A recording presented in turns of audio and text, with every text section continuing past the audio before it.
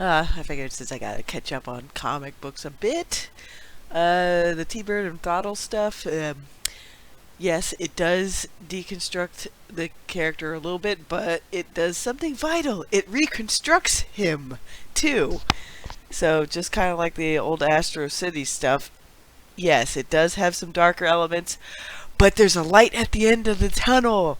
Ah, at the very end of the run of the first part of the series, at least that's what I'm guessing based on what I have read so far. Yeah, it ends on a much lighter note, and his relationship with his daughter is, on the mend and repaired. It's rare to find a comic that does this right now. I know a lot of people do like the, heavily, let's see, infused 90s setup of, a bunch of anti-heroes and everything.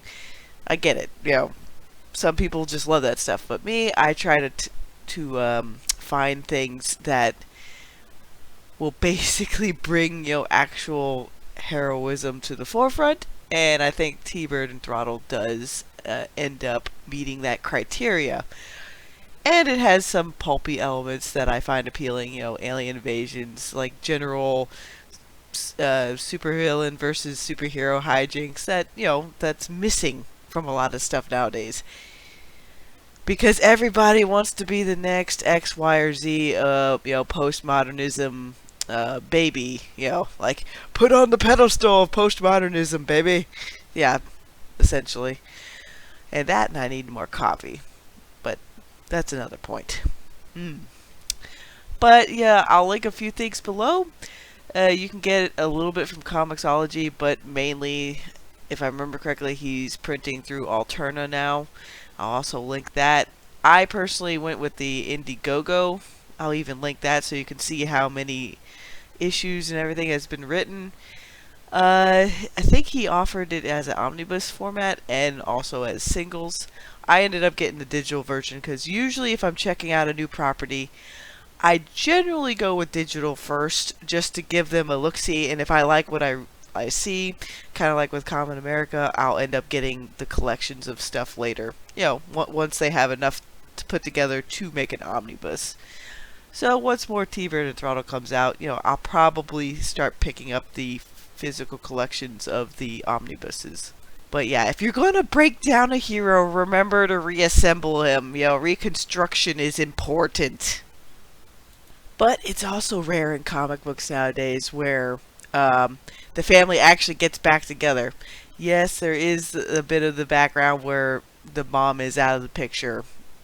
But, at this point, I'm just happy that they have a thing where the father is genuinely repairing his relationship with his daughter. And, they don't...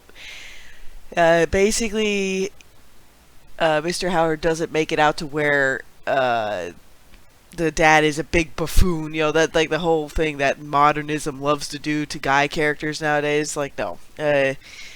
He actually knows where his characters are going, what kind of arcs they're going to have. It's very well put together series, and yes, like I've said before, I'll probably get the collected version of it next time there's like any kind of Kickstarter or Indiegogo or whatever else is going to come down the pike. Because ultimately, the art style is pretty smooth. You can get a clear indication of what's going on. It does have that mix of pulp I enjoy, like I've said. Especially with the invasion of the flying saucers kind of set up. I've always had a soft spot for kind of like 1950s kind of retro certain stuff. And yes, that goes in with my superheroes and science fiction and general idea of pew pew. So, have a good day, everybody, and I'll put all those links below.